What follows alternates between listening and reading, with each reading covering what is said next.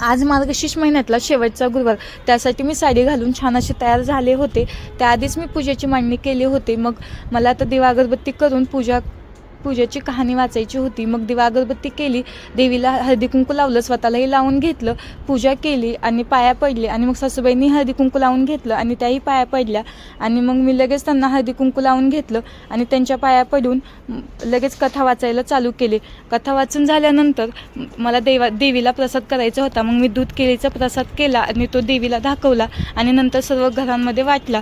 आणि मग वाटून झाल्यानंतर आजच मला 5 सुवासिनींना बोलून हळदी कुंकू आणि गुरुवारचं उद्यापन करायचं होतं. त्यातले एक सुवासिनी येत होत्या, तसं मी उद्यापन करत होते.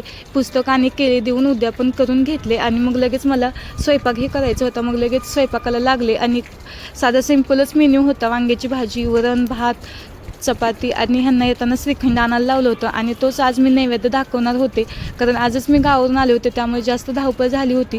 मग लगेच नैवेद्य वगैरे दाखवून घेतला आणि खरंच धावपळ झाली, पण खूप मनाला शांतता वाटत होती.